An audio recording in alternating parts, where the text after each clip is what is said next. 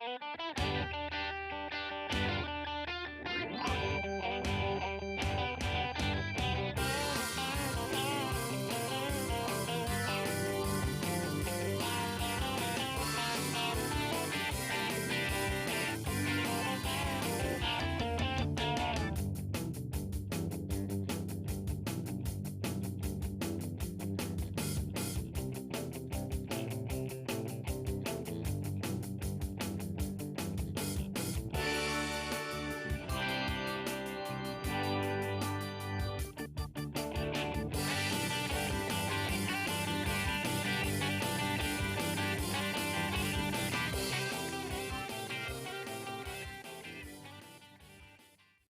morning, everybody. You are tuned to Computers 2K Now on the Nissan Communications Network. I'm Amnon, your host for the next couple of hours, along with Spence. Good morning. Good morning. And Gali's here. Good morning. Good morning. And Nick is probably going to join us shortly. Our number is 919-518-9773, Computers 2K Voice on Skype. And today's show is made possible by vMix Software, Telestream's Wirecast software, and is sponsored by Tom Sinclair of Live Streaming Gear. Streaming gear. Streaming. Isn't that song? Streaming. I'm always streaming. So, what's happening, guys? Other than nothing important, no news this week. Everything has been extremely calm. Nothing's happened at all. But that's what happened last week. That's true. That's and because somehow we come up with. I never left my bedroom. I never turned on anything. I stayed. I had my food brought to my room the whole. You week. Must be tired. I just read books. That was it. Book. Old-fashioned paper books. Yeah, a lot happened this week. I think that we've seen the dam break on tech giants. Gal, is your light on in front of you? Yes, I'm trying to play with it. It's terrible. I don't know what's going on. That's interesting. No, you're playing with the. Wow, now it's completely dark. Oh, it's okay for a sec. No. Yeah, it's the automatic thing. I tried disabling the automatic. It went even worse. Yeah, at that point, you have to adjust yourself, though. Right. Doesn't work. You got to grab a hold of roll up a newspaper and just beat yourself. There we go. There you go.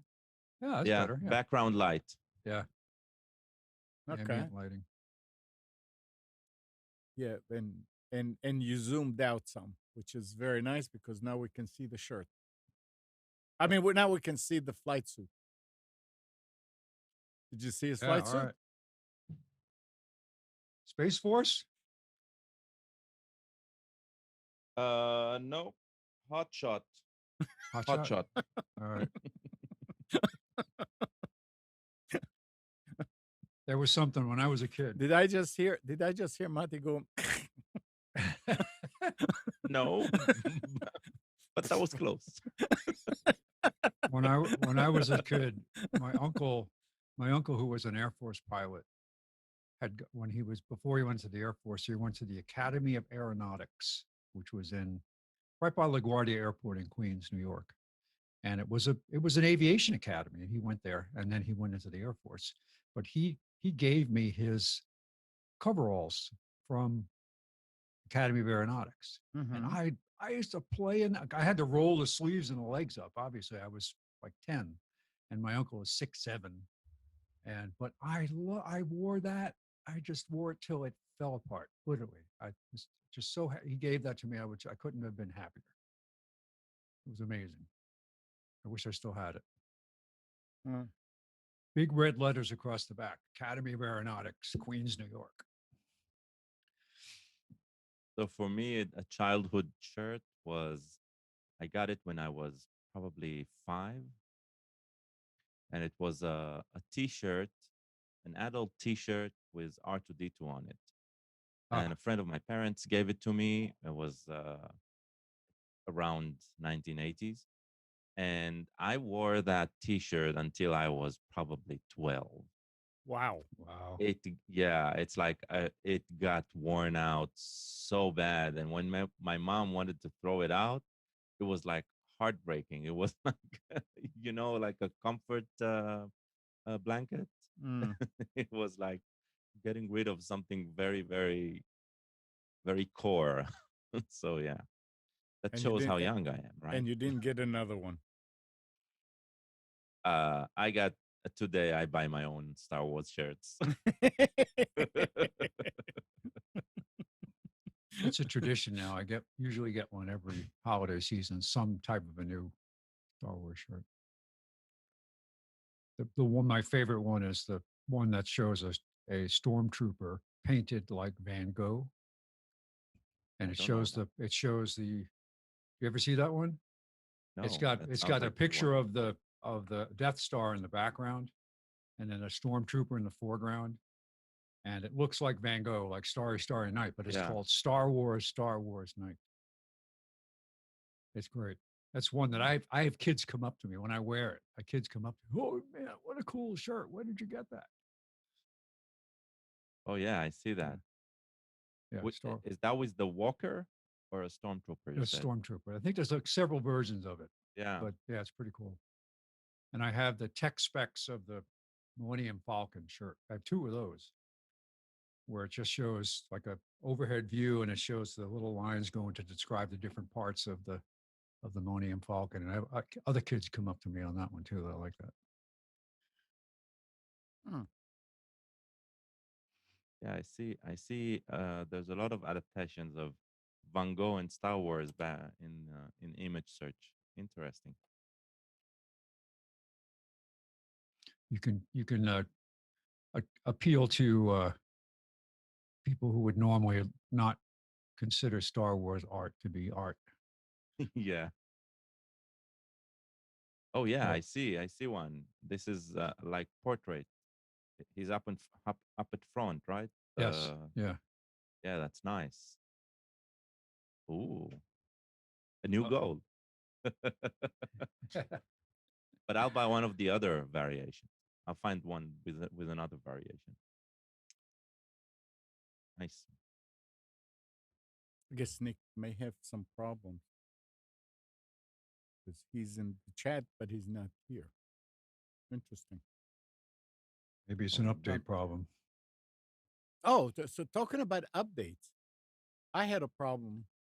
I may still have the problem, but it's not behaving like it was.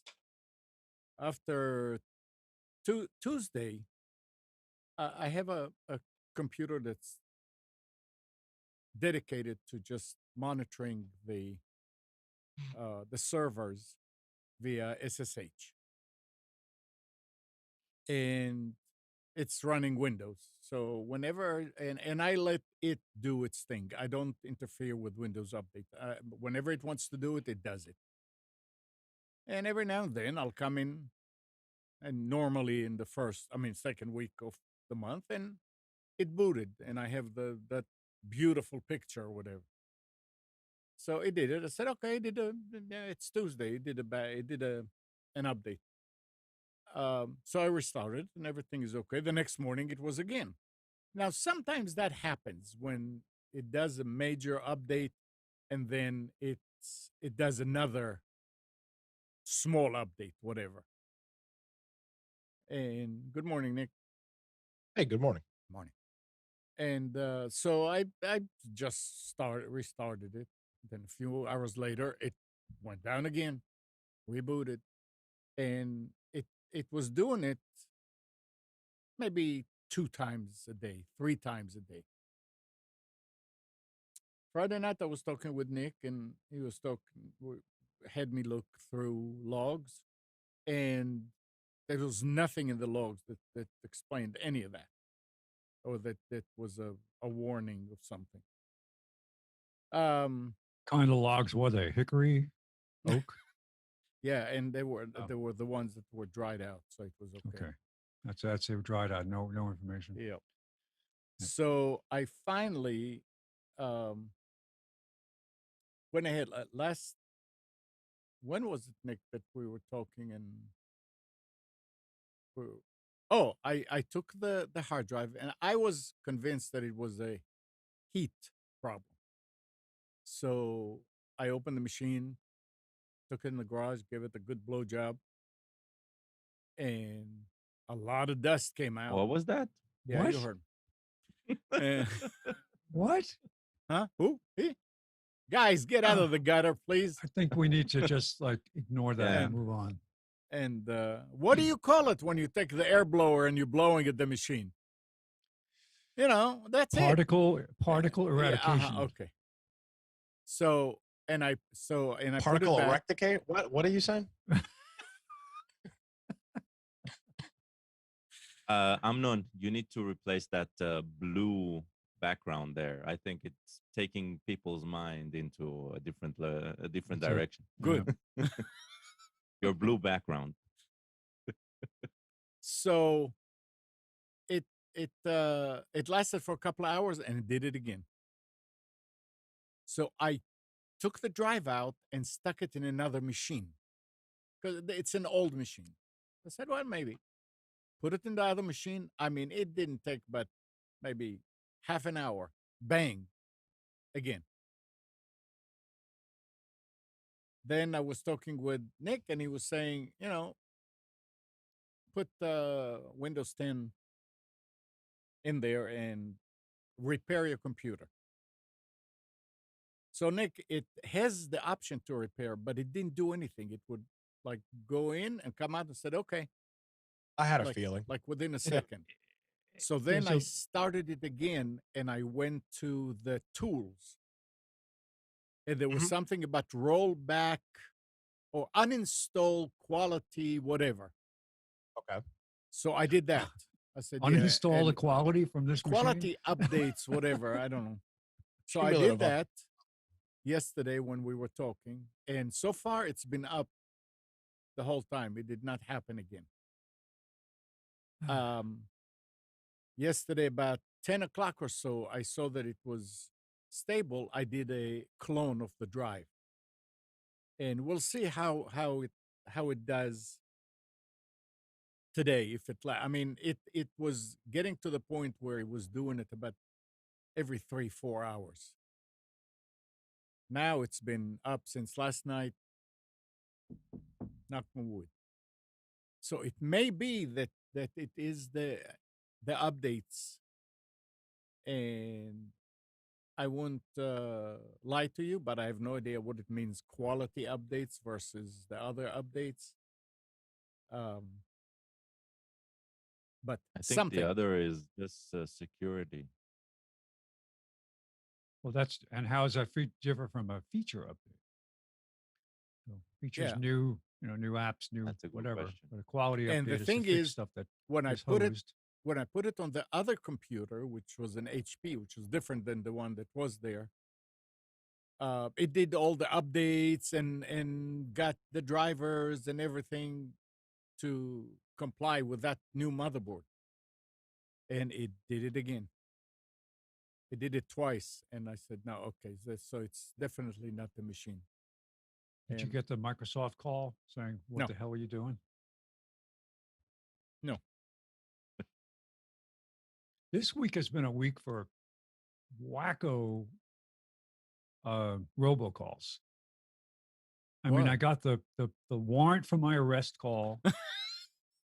I got the all kinds of political calls. Right?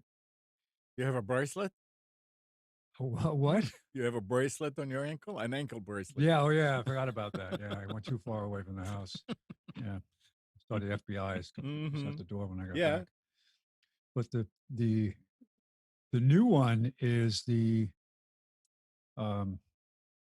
packet. It's not the package delivery text has been around for a while, but now they're doing package delivery voicemails. Oh boy. If you don't call Oh, us boy. back, we're gonna, the package is sitting at the facility waiting for you, Yeah, keep it. and you need to call and verify your shipping information so we can get this package done because it's going to be returned. And it's something about you will be fined, or you're going to lose your deposit, or just The other one that they're going after now with seniors is that if there's an unexpected charge on your credit card, that we need to find out if this is really you who made this charge. Mhm.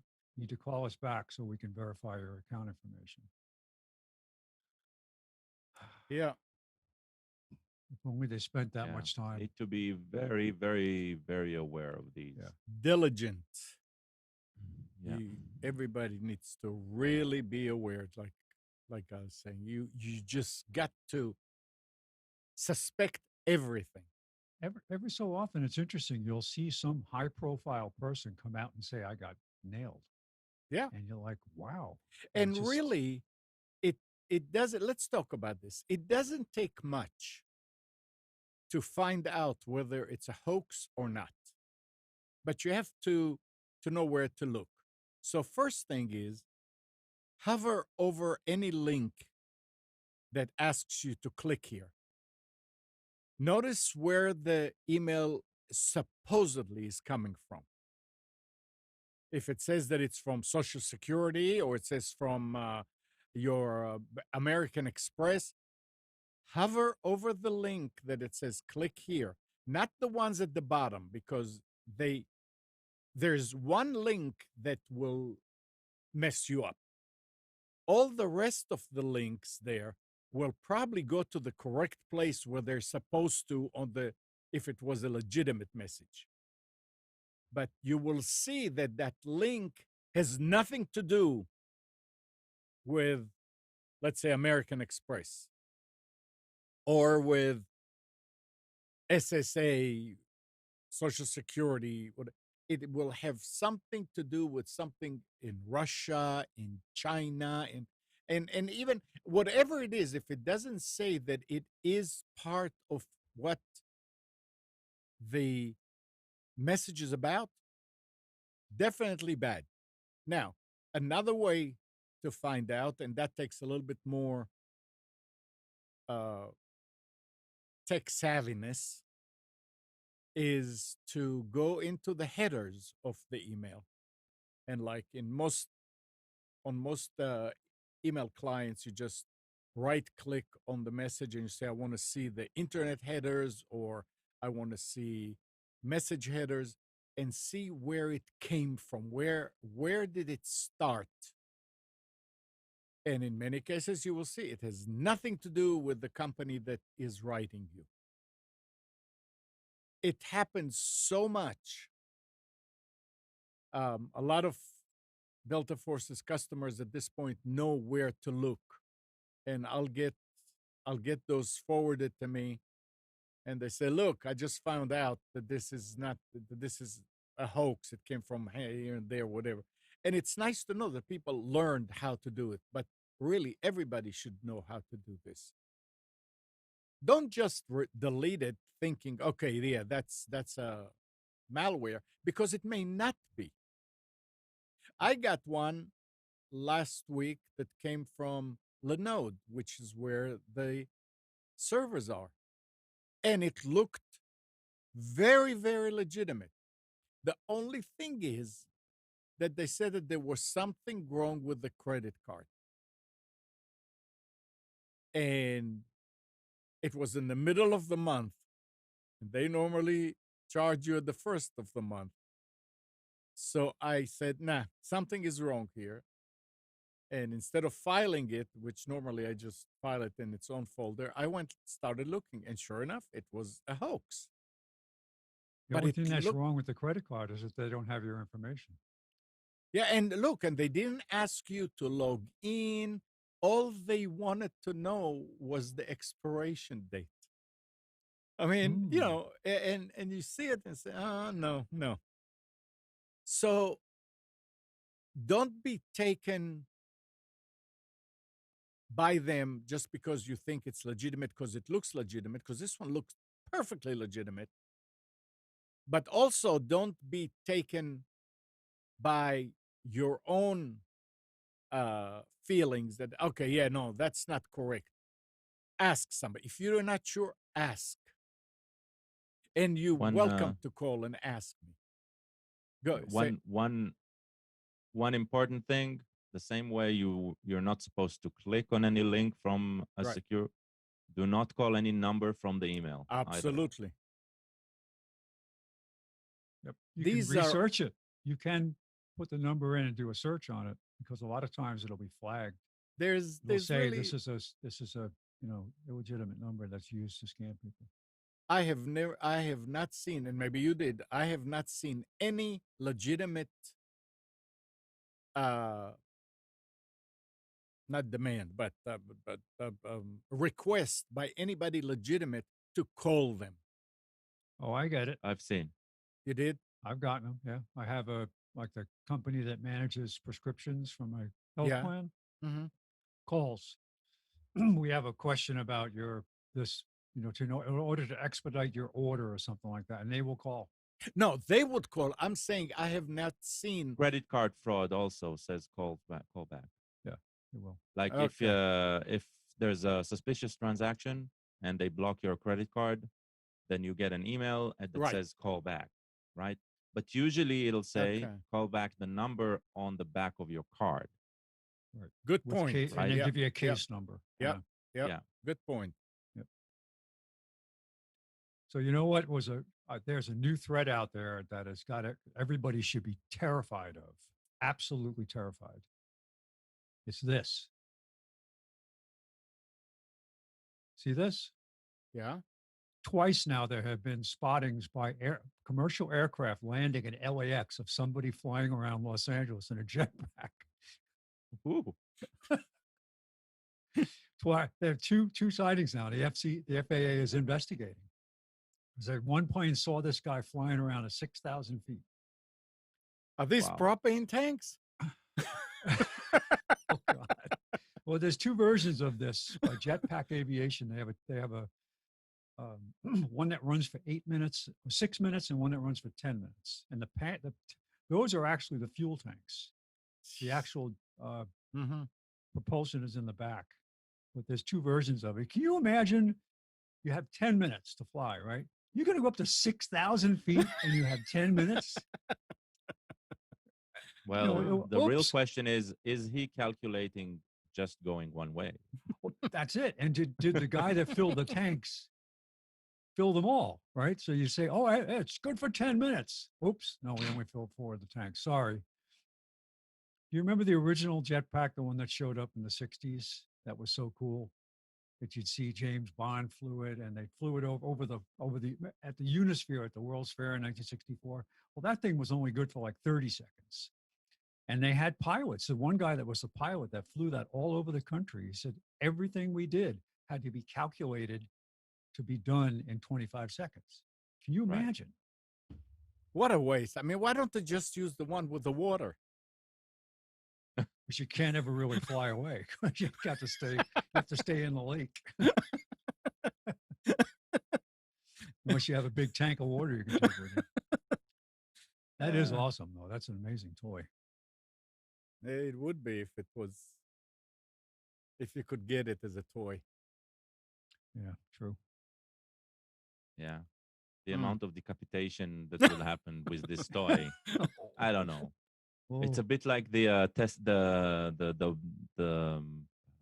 Elon Musk flamethrower. Oh. Did he actually ever ship those out to people? Yeah, 500 of those. Yeah, at first I Yeah, thought it there- was just a joke. No, but it's like a lot of YouTube influencers, I think, got them, something like that. So Wow. it's Weird. Hmm. bizarre. But that's his brand, right? Bizarre. Yep. Oh, So well. now, Gal, Mm-hmm. 6 months after launching his revolutionary video streaming service, Quibi, Hollywood mogul Jeffrey Katzenberg is looking for a buyer. So far, he's Yeah, I coming think- up short. Yeah, I think it's a month now that he's looking for a buyer. Interesting. Yeah, this is like let's put it this way. Maybe if the pandemic wouldn't hit, maybe they had a chance. But even then, I think it would have been a flop. But with the pandemic, it has become a major flop because there's no commuting, and Mm-hmm. they literally tried to target commuting people. And yeah, this is like it's so sad. They did some Oh, very very cool things though. what? Um, you all know the Princess Bride movie. Mm-hmm. So Oh, there was a yeah, they did the home version, homemade version, and it's fantastic. Um, but that was like a specific COVID pandemic like situation that made it possible, and it's beautiful. And Quibi are the ones who funded it, but it's like most of the stuff they did is subpar anyway. So yeah, And interesting, his former, his partner is Meg Whitman, former HP CEO. So she had a yeah. lot of Again, push, and they couldn't, they just can't find anybody. yeah, they miscalculated so bad. But the thing about it is that they were a joke the moment they announced. Nobody took this service seriously. Why? I mean, Um, is it the name? because it didn't make any sense.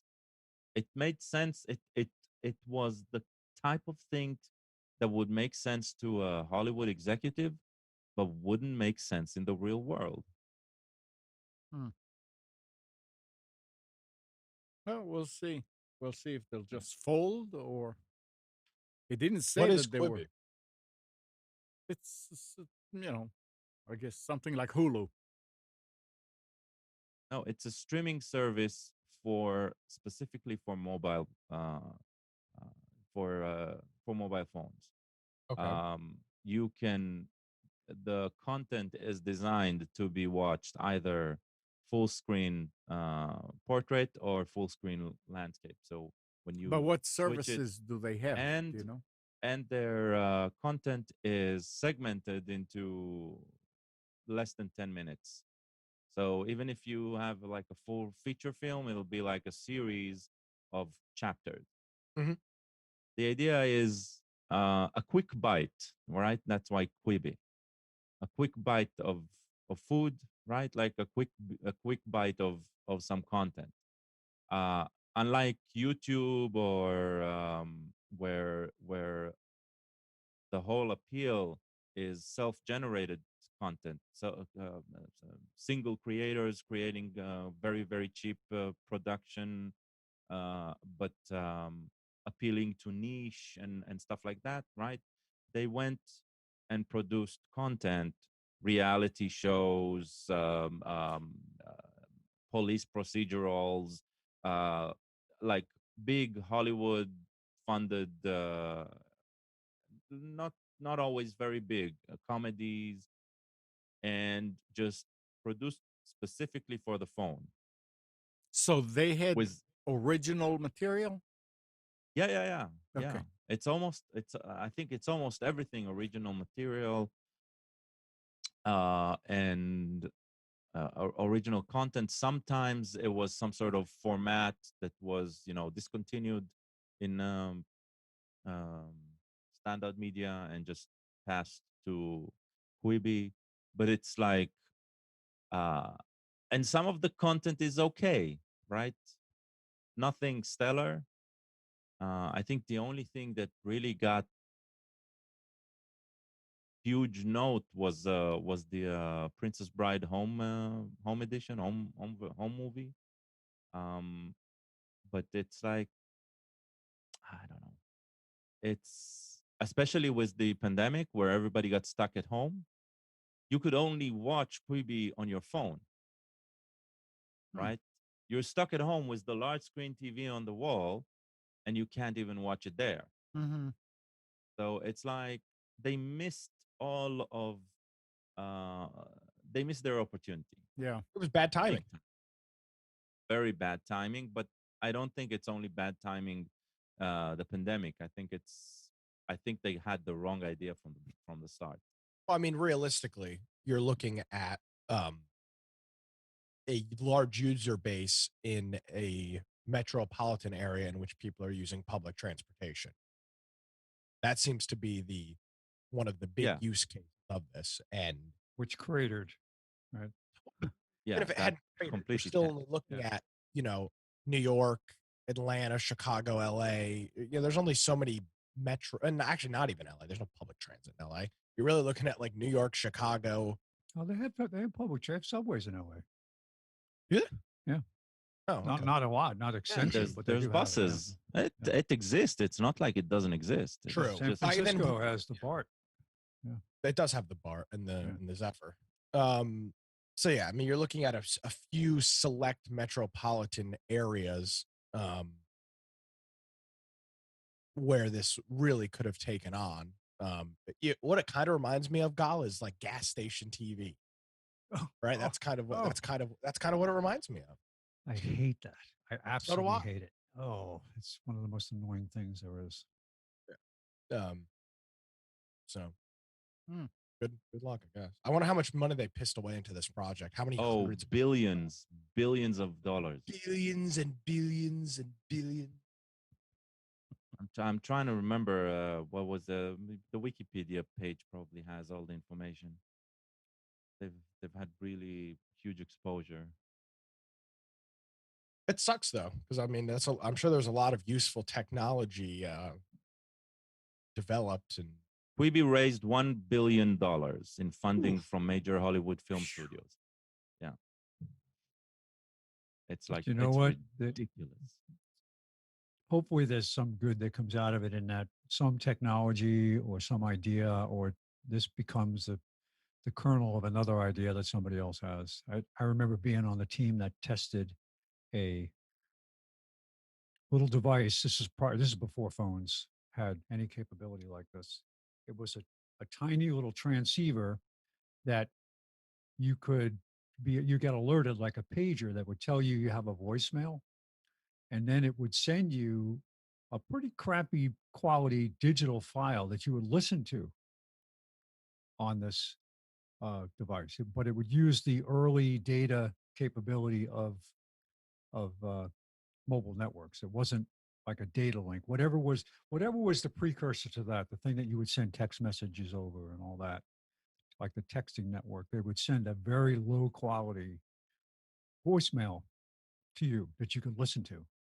So it was like a pager, like getting a text page, like how that came later. But I was on a group of people that tested it locally here. It was a startup company. It never went anywhere. It was a terrible product. It was a great idea, but the technology wasn't there yet. And then other things came along and that made you not need it. It was before they had text paging. Well, this is an interesting part of Quibi that I didn't know. So they launched April of 2020, and on March 2020, they got filed a lawsuit by a company named Echo, and I know Echo. Echo is it was called Interlude at the beginning. Echo is an Israeli company that was founded by an Israeli semi rock star, and it's a cool technology that they have there. They make interactive videos for online consumption. Like their demo was a video, music video, where the story of the video clip would change by your choice as the song progresses, without without pausing the song or anything. You just have like a countdown to make a choice, and then you make that choice, and it moves on to the next segment, and basically anything can become this very, very interesting movie. And every time you watch the video and make different choices, you get a different music video, and you can also share that. You can share your version of the music video via a link or something like that. So it's very cool technology, and they've expanded. They are creating a lot of content also built like that. They did some dramatic shows, web episodes like these. They sold the technology has been bought by a few brands to make ads using that technology and stuff like that. So, and apparently, Quibi, they demoed some technology to Quibi, and Quibi eventually did something on their own that was probably very similar. Mm. I'm guessing the part of the rotation, the whole idea of keeping the focus on the image, whether you're portrait or landscape, that sounds like something Echo does as well. There And so was there's actually a video game, and you might remember this called Nick. You weren't even born yet. There was a game that used this concept where you would go through the game and you would choose different paths within the game, and you would take actions that would cause different segments of the game to load. It was called Dragon's Lair. oh Do you yeah, remember that, Carl? that's a terrible game. Yeah. Oh, it was a terrible because the technology wasn't ready yet. The concept Yeah, was yeah. great, but you It would was go an along and animation you'd film. be the, Yeah. you were in the cave trying to fight the dragon. You're the knight, and you'd run along and you'd stop at a certain point. You'd make a choice, and then it would switch to the next segment, but it would have to load it off a video disc. Remember the video platters? Yeah. So there would be a lag time while you wait. You'd have to wait. Okay, it's loading, loading, it's loading. And the Now thing it is goes that off. the game segment would be like 5 seconds long. Yeah, because they couldn't. Yeah, Yeah. it And was. it was awful because only if you memorize your muscle memorized the interaction precisely, that would be the only case where you move to the next segment. So yeah. And that was like a 3 or 4 quarter game. When I used to go Yeah. to the arcade, if I got to the train station early at Penn Station in New York, I'd go hang out in the arcade. And I would limit myself to 25-cent games because I'd spend too much money on it. But that was one, Yeah. I think it was like $1 to play. And I'd always get like to the second choice and I'd be done. And I was like, this isn't worth it. Yeah. But some people mastered it. But I didn't have the funds to do it. Yeah, I Anyhow. remember that one. So, Yeah. you mind if I bring something up, Amnon? Yeah, go ahead. No, I you got go a ahead. text message from my father last night. He said, "Do you think it's okay to get the iPhone 12 as soon as it's released, or better to not in case there's an issue?" So that's an interesting question because I'm kind of in the same boat as well. I'm probably going to get one right away. If there's a large enough hardware issue, they'll recall, which I don't think they've ever done. They'll recall and you'll get a new phone. Apple, they do a pretty damn good job with QC.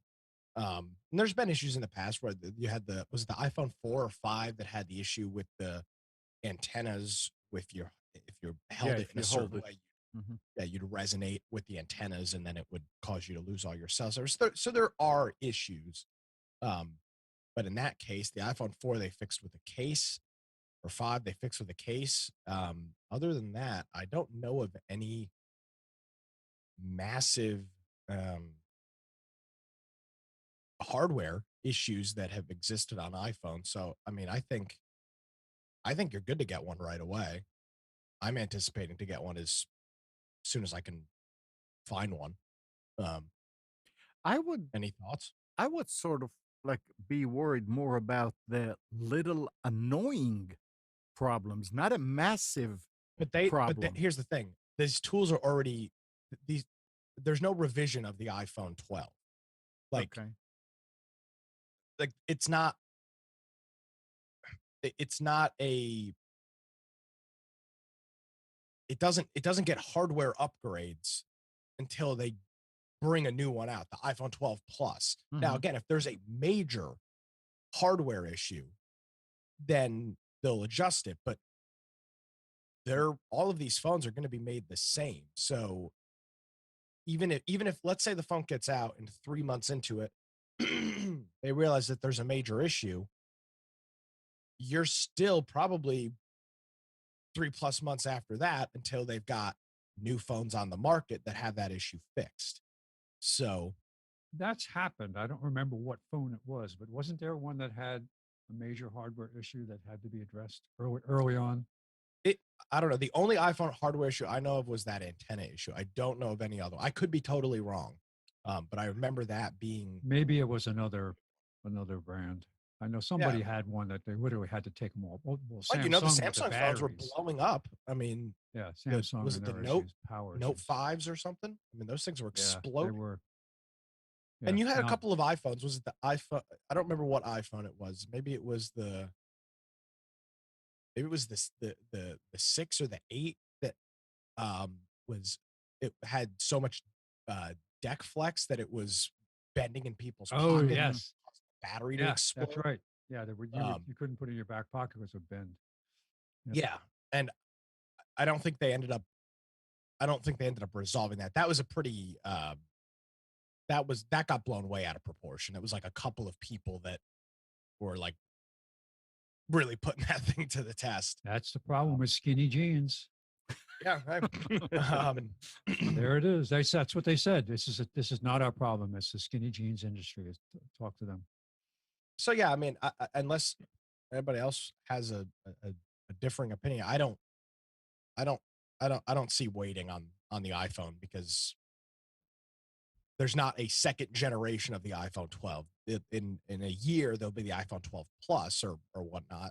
So you could always wait for that, but that's going to have the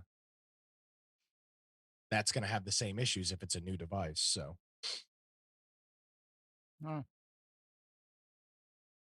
don't know. Am I off base? I would. I mean, look, you're doing it, then you should advise your dad the same thing. Well, I know that's why.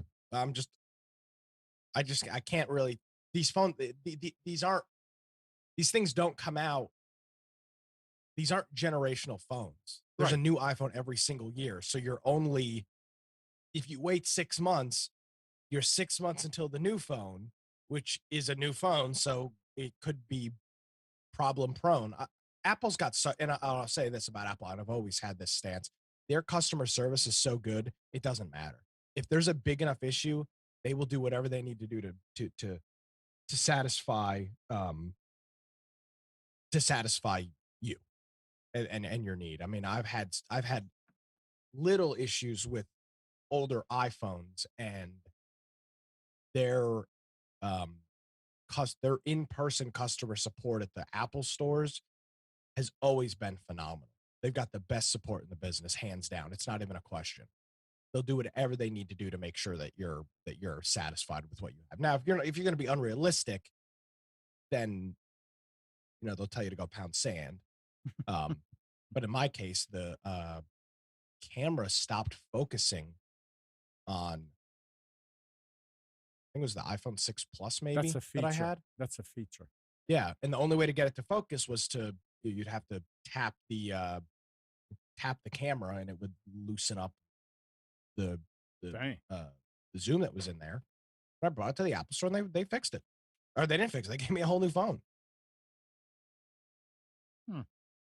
So yeah, their support's top notch.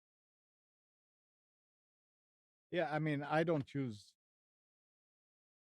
Apple products, but I gotta say that the few times that I had to interact with them, they are unbelievable. Oh yeah, I You're mean, right. what was your situation? You contacted them about a MacBook that somebody MacBook, gave you. It was a MacBook Air, and there was no way to get in, and they did whatever they had to do in order to find out that it's legit. And they told me to come to the store. They took it. They sat with me. We talked, and they took it in the backyard. Took it in the back room. Got it with a shotgun. 5 minutes later, 10 minutes later, he came back. He said, "Here." I said, "Here, what?" He said, I just put the newest. I just reformatted and put the newest OS, and this is your password. I mean, it was painless. And while yes, their products are expensive. I don't buy any of their other products besides their phones. I'd like to have them. I just can't justify the cost. But there's a real benefit of having an Apple phone. And I'll give you, and case in point, I had an Samsung Note something or other, that the screen got broken on it, and there's no support locally. The only solution is to throw it in a box and ship it to wherever their RMA center is. That's not realistic. No, it's not. That's that is completely unrealistic. I get that that's the only solution, but it's unrealistic. Your screen broke. The screen broke. It's not covered. Even with Apple, it's not covered, right? It's not covered, but for example, if you break your screen, you can bring it to an Apple store. Even if you don't have Apple Care, they'll charge you like $79 or $89 and repair it. Right. In the case of the Samsung, besides you getting have it, tons of shops around to do it. So I did do that at a shop, and then it turned out that there was more sensor issues. There was a larger issue, and I had Square Trade, which is a yeah, I know what Square Trade. Okay, and then Square Trade made me RMA it, or wanted me to RMA it back to I don't know if it was to Samsung or to them, but it was like, oh great, I have a warranty, but it's useless because there's a really good Apple repair shop in Delaware. Yeah, I heard so. Yeah, that you drop they your hold stuff on to your off products. there, but if you got to be careful if you don't pick it up, it becomes their property. You got to be careful with that. Just don't smoke any crack and leave your laptop there. But yeah, so if in terms, that is the nice thing about the iPhone and the whole Apple ecosystem is you can get in-person customer support, and if they can't fix your issue at the store, in my case with that camera, they couldn't fix it. They just literally gave me a new phone. This phone was out of warranty. This thing was not under warranty. It was at the end of its life. I had an out of warranty iPhone 7. I was in Edinburgh, Scotland, when I noticed that the screen was messed up and my battery was just cratered. 50% it would go dead. So I went to the Apple store in Edinburgh. Had they had a phone, they opened it up and they looked, no, your battery's swelling. We can't do that because you can't replace your battery, because their offer was for $50. They will replace your battery no matter what under special warranty. We couldn't do that because of the environmental hazard of the lithium battery. Said we'd give you a new phone right now or refurb, but we don't have it in stock. Can you wait till tomorrow? We'll order one in, a US phone. I couldn't wait. We were on our way. We had to leave that afternoon. As soon as I got back to the US, I went to the Apple store here in South Point, and they gave me a refurb phone. It's incredible. Yeah. It really is. And that's the price you pay. That's why I'm not saying that's why the phones are so expensive, but when you're comparing, and actually the iPhone 12 Pro Max, which is the one I'm looking at, is a lot less expensive than the last one. I want to say the last one I bought was $1,200 or $1,300 outright. The Pro Max is only $1,099. Now, obviously, there'll be sales tax on top of that, but it's only $1,099 outright. Only. Which, and their latest, what was the latest one, the low-cost phone? That's the one Pam got. The C or the SE? Yeah, the SE was $299. Yeah. And it's almost identical to my 7, except it has the newer processor and more memory. Yeah. And it's great. So, but in terms of, go ahead, Emma. No, you finish. In terms of, when you look at, this phone is so expensive, I can get a, whatever for $300. There's more than meets the eye. That's what I was going to ask. What's the big difference between the SE and a new one? Well, they don't have that. this generation doesn't have an SE. This generation's got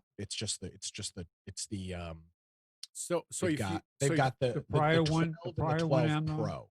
the prior SE Amnon did not have facial recognition. It did not have the 3D camera. It still had a great camera, but it did not have the 3-lens camera. Mhm. So you were just not getting the high-end features that you may not want, which in my case, in Pam's case, she didn't care. Yeah. So why would I buy her one that's got all that extra stuff in it? Right. That isn't That's what needed? I was asking. Yeah. And So- maybe a different, the top screen resolution may have been a little less than the best one. Yeah, the Still had an aluminum case. the iPhone 12, the 12, not the 12 Pro, the large one, which is the 6.1-inch screen, is $829. The 5.4-inch, which is I think equivalent to like an iPhone 6 or something, is $729. It's at the point now where with the right accessories, you could use this as your main computer. Well, and that's kind of the thing that I've had people balk at me at the, oh my God, you're going to spend $1,100 on a phone, $1,200 on a phone. I mean, I spent $1,200 on this phone. I've had it for 4.5 years. I mean, And if you look at how often you use this thing, you're talking about, it's not even if you live on it, but if I had to break this down into hours used versus price, it would be pennies.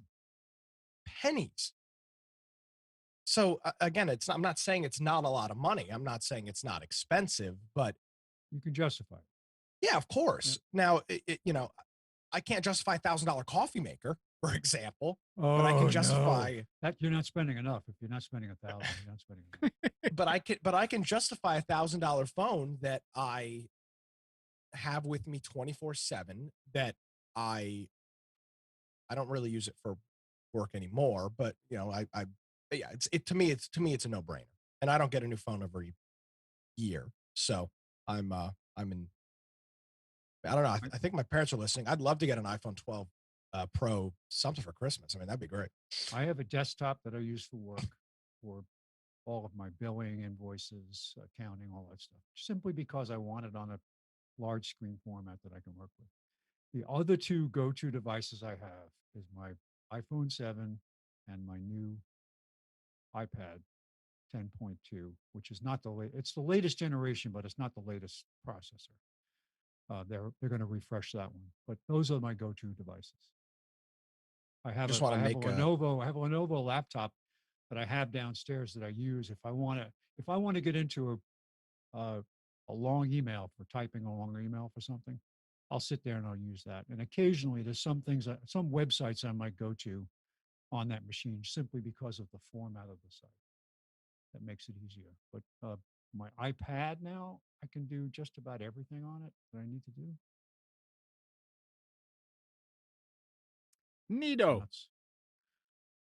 So anyway. Spence? Yes. Are you ready for I am ready. Specials? I finished them already. Where were you? We've already done it. Amnon, are you having memory lapses? Yeah. Yes. Okay. I tell you, I've done a couple of dumb things in the last week where I'm famous for putting things away so I'll find them later, and then I don't remember where I put them. Seriously, I mean, I'll go. So now I've got this new imprinting thing I go through when I'm going to put something away, like a tool, and I'm going to put it in a specific place. I'll go and I'll put it there, and I'll go back out, and I'll come back out again, and I'll put it there again, and I'll do some word association, and then I'll forever remember it. It's I'm too casual in the way I'll put stuff away. I don't think about it enough to really. And then Pam comes and moves it, and now your word association is useless. Yeah. Oh yeah, I threw that away. Don't you remember? Why did you say that? Fork, trash. Fork, trash. Fork, trash. Oh fork. Gosh, the stuff. I'm getting better, but I wind up with extra materials from jobs. It might not be a whole piece of wood, but it's still good, right? So oh my gosh! Don't you remember the saying? I mean, don't worry if you can't find your keys, you'll find them.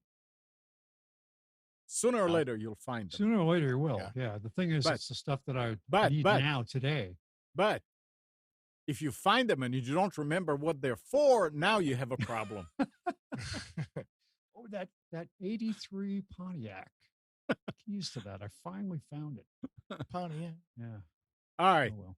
here we go. Okay. Here we go. Computers 2K Now specials for October 18th, 2020. Today's Pam's birthday. Everybody say happy birthday, Pam. Happy birthday. Happy Pam. birthday, Pam. Yep. So actually, my daughters are downstairs now baking a cake, and we're going to have a brunch here. Yeah, as soon as the show's over. All right. So I have to say, unfortunately, I not that I've taken the lazy path. It still took me over an hour to put this together, but Spence, I just didn't go keep through going the- with the specials. It's fine. Yeah, I know, but I just sometimes I feel like I have to apologize because I don't do Nah. the kind I used to do. But so today, thanks to a lady named Anna Christakos, who's with blog at cheapism.com, she put together a great tech products that she says products to make your life easier, and I changed it to more fun. I filtered through this and I just went through and checked these things out and looked at them and thought they were worth it. The one that's on the front here, the very first, it looks like a couple of light bulbs with water in them. Yeah. I put the link to find this. I did not include this in the rest of the specials, but it is a USB powered humidifier for your desk. So you fill it with water. It does cool mist humidification with a little seam like a snow globe that sits on your desk. Cool, huh? Oh, I thought it was a drink. It's a new drink. Yeah, it's a new drink. It's called the. Do you let's really see. want humidity on your keyboard? Probably not. Probably not. But you might want it in your room. That's So you don't have to interesting. have it on your keyboard. You can have it somewhere else. But okay. It needs to be USB powered. Now, That's why. and some of the stuff I mentioned here is certainly not the only version of what this product is, but I put it here simply because of the fact that it is very useful.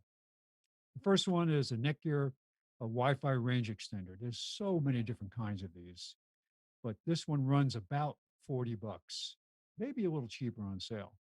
And the reason I wanted to mention this one was because I just installed this particular one at my brother-in-law's house in Williamsburg. We went up last weekend to see them for a couple of days, and he has a guest house on his property that normally is rented out to a college student. They live right near William and Mary, and because of coronavirus, they had not resumed local classes yet. So his guest house is empty. So he's offering it to family to say, hey, it's open. Want to come up and spend a couple of days. So we did. There's no internet in this little guest house. And it's about, I don't know, 75, 100 feet away from the main part of the house. But his Wi-Fi is in the far side of the house. So the signal is unusable. So I actually put this in as a repeater. I set it up. It can be used in different ways. It can be used as a repeater. And the setup is very easy in that you go and find the network. You start the utility up, you put it into setup mode. It creates its own Wi-Fi. You connect to the Wi-Fi with your smart device.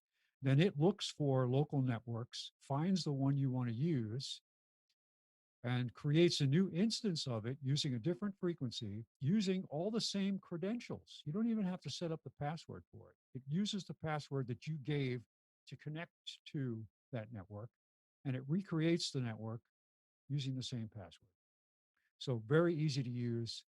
And you can use WPS connection, which I don't ever use because I think it's a security problem, but it is that easy. And using this, it increased the signal strength just by having this 50 feet closer to I put it in a window close to where the guest house was, and I was able to use his Wi-Fi out there at a very, very reasonable speed. So this is Nice. an older one. This is not the latest stuff. There's some really new AC stuff out there, but for $40, it might solve your problem. I mean, it might not. I mean, if you want to do an upgrade to your entire house, this is not the product to use. But to fix a specialized situation, you want Wi-Fi just in the summer, just outside in your yard, you could probably use this. If you want to just put in a guest network, you could probably use this, no problem. It also acts as a bridge where you can connect Wi-Fi to the Wi-Fi, and it will give you an Ethernet connection off of that Wi-Fi that you can plug in a Ethernet device to, like a television or a computer, or it will also act as a standalone access point that you can. It does not have a router function built into it, but if you want to have an access point on the far side of your house as a wired connection, you use this then to set it up as purely as an access point that will use your wireless router as the DHCP to deliver IP addresses. So very handy. Okay, this next one, it's not that we haven't seen these things everywhere. Charger packs, right? They've been out for a long time. They're getting better and better all the time. I bought the car version of this lithium-ion car. Amnon, I did a jump for the first time. I went over to Larry's house. Larry has a pickup truck and it wouldn't start. So I went over and I was going to set up a charger on it. I said, let me try my pack.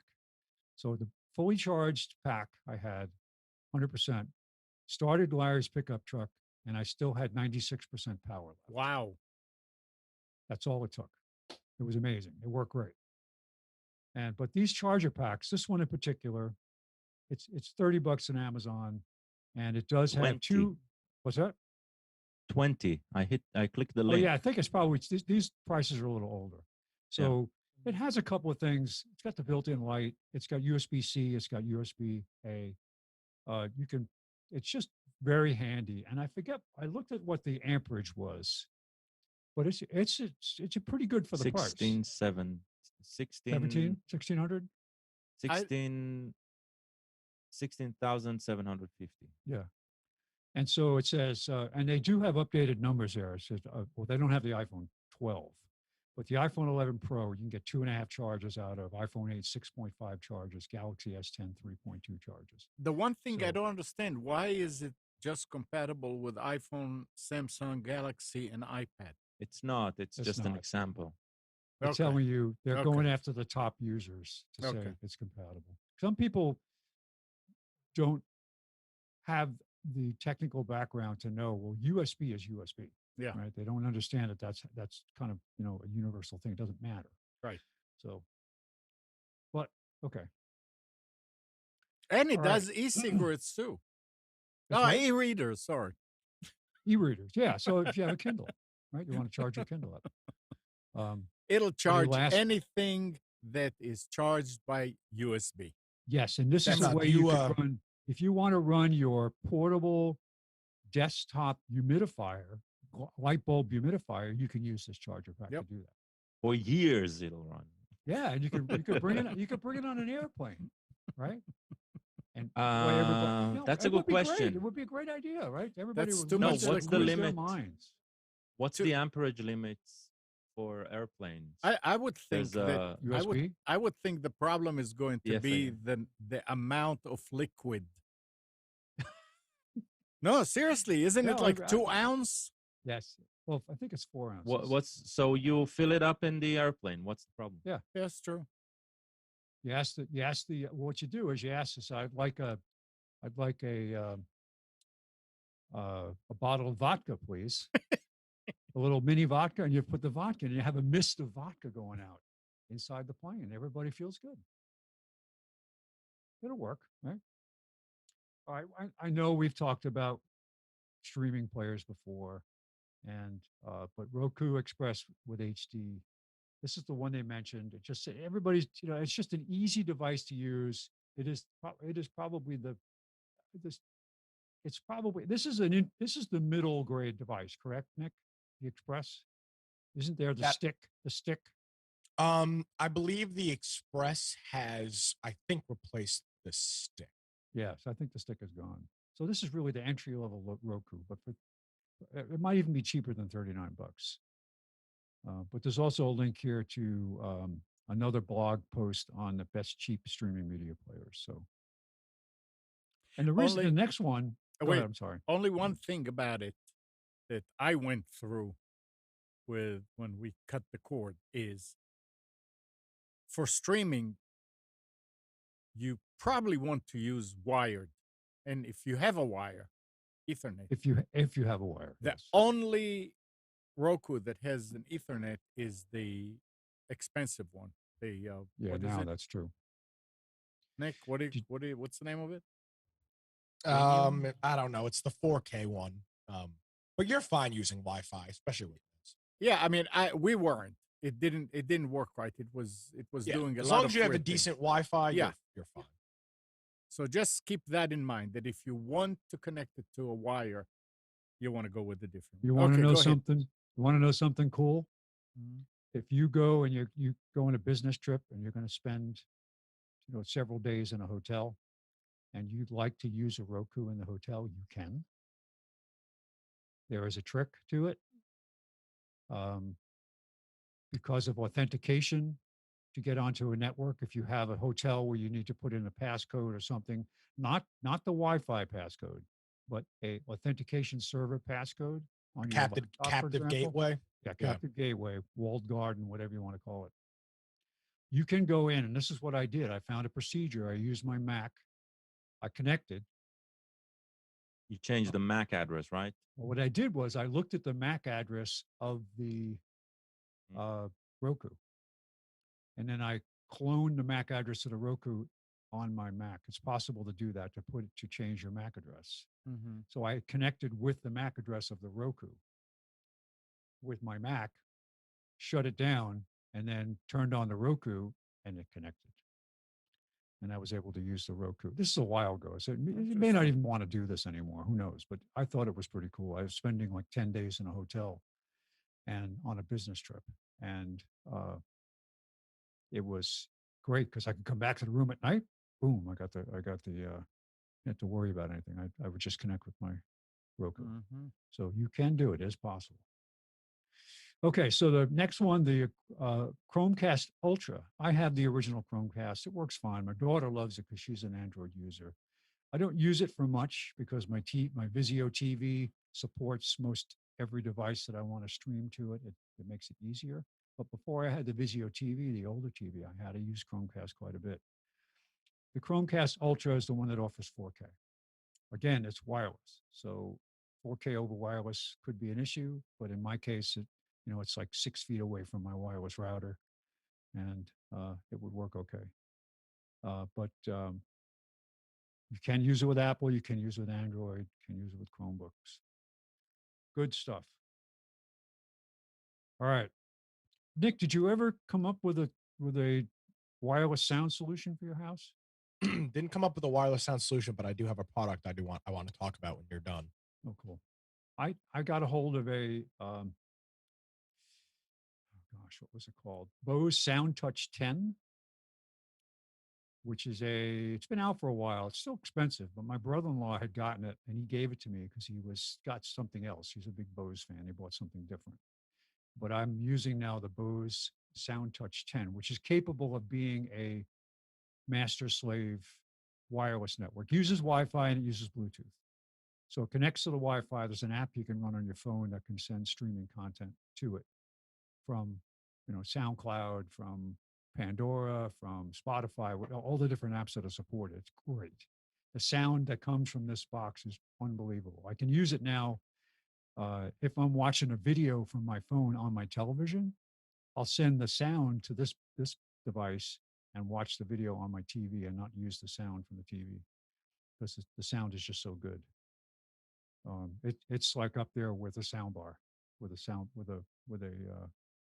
subwoofer. But this particular one, the Bose Soundlink Bluetooth speaker, it's a little smaller. Actually, costs more. I take that back. The Soundtouch 10 is $199. This is $130. But a I really have good. this Soundlink one. You do? You like it? Yeah. Yeah, Awesome the sound. sound is incredible. I mean, Yeah. And I have hearing, and I am hearing impaired. I'm not, because I have frequency loss, but even with my hearing that's so screwed up, this sounds fantastic. So, also another link here to another blog post on best cheap headphones. So this is $130 at Best Buy. Yeah. This Bose actually is connected to an Alexa Dot. Yes. Oh, yeah. I forgot to say that this does So have. yeah, because yeah. the dot is so crappy, and so this is its speaker, and Yep. Yeah. There's the Soundtouch does have a mini plug input. It's not just Bluetooth and Wi-Fi. Okay. I know a lot of people who cook, especially lately cook, and one thing that you need if you're going to do exotic recipes is scale. So $30 from Amazon for a Muesli nutritional digital scale for the kitchen. And it actually has a way of tracking. If you say, I'm putting strawberries on this thing, and it will, using the app, tell you the nutritional value of the weight of the strawberries that you just put there by selecting strawberries on the scale. So $30, and it does all this stuff. So if you're into, it could be dieting, it could be just, wanting to cook, whatever. $30, really useful. This next product, the MyQ Smart Garage Door Controller with Cloud Cam. This is an Amazon offer using the Chamberlain MyQ Garage Door Controller. Now, what's nice about this, the controller, is that it will, not only will it notify you that you left the house and you didn't close the garage door, but it will close it for you. So it can control it. It's not just a notification device. And that, in tandem with the Cloud Cam, can give you, all right, my garage door just opened. I'm not home. What's happening? You can look at the camera to find out what's happening in the garage. So $155 for the bundle price from Amazon. I have a garage door sensor now that tells me when my door opens and closes. So if I'm away and the door opens, I immediately get a text message telling me, and I can look at my camera I have out in front of my house to see, what's going on. I don't have a Ring camera yet. I probably should get one. I've installed so many of them. I just haven't put one in for myself. Next one is a GPS tracker. You see this constant on Twitter. Nick, do you get the Twitter pushed ads for the GPS tracker? No, fortunately not, because I use a Twitter app that cuts the ads out of Twitter. Oh, is that work on your phone? Yes, it does. Oh, I got to get it. I'm sick and tired of these ads. Some of them are just, I block a lot of ads. When I get notifications about the next Ellen DeGeneres show on my Twitter account, it's like, I don't need to see this. So, all right, but they do advertise as trackers. But this one is for $50. It's a small digital tracker you can attach to anything that you can. If you like to conceal it, this may not be the best to conceal, but it does have a magnetic mount on the back. It said you can put it just about anywhere. You want to track where your kids go, you can hide it in their backpack, whatever you want to do with it. $50 GPS tracker, works with an app. Lets you find out where your stuff is at. The next one, how they come up with this name, I don't know. Shoulder Pod is the brand name. Professional smart rig for your iPhone. This is not an active device. It's only $33. They do have it at Amazon around the same price. But what it is just a stable mount for your phone that gives you a way to one hand taking pictures. And so you mount it, and I did put up here the dimensions. The width of the frame and what it will hold is 1.88 inches to 3.66 inches. So I don't know what the width is of the new larger iPhone. It may not fit that. And you also have to take into account whatever kind of case you have. But this is for $33, and it's a high quality product. It's got a lot of good ratings on it. So it's just really a palm rig? Yeah, it's just a palm rig to hold the phone. And you can look at if you go to the webpage, you can see the different, the way they show it being used. But it's just a way to take the phone and stabilize it, have it in a wristband so you don't drop it. So you're doing something with your other hand. You're hanging from that bungee cord on the zip line or whatever it is, and you want to get a picture, and you got your hand out there, and you're trying to take a picture with one hand with your phone, and you drop it 90 feet. It's a into the selfie river. stick without the stick. Yeah, it's a selfie stick, but doesn't have no Bluetooth. Yeah. There's no anything like that. It's just a stabilization platform, and I thought it's very clever. I think I looked at it because that was the one that interested me most, and I think the biggest um, plus for it, it's also a tripod. It Yes, has tripod tripod mount. threading, so Exactly. you can I put forgot it to on a mention that. Yeah, tripod, and you can that's thread it onto a awesome. tripod. Yeah, which is a great way to So safely hold the phone. yeah, Yeah. So I like it a lot. I might actually get one of these for traveling. It'll work with my phone, even with the case. So the next one, talk about Bluetooth. wacky stuff. Yeah. Talk about Bluetooth. A Bluetooth smart cup. But what attracted me to this was the price, $25.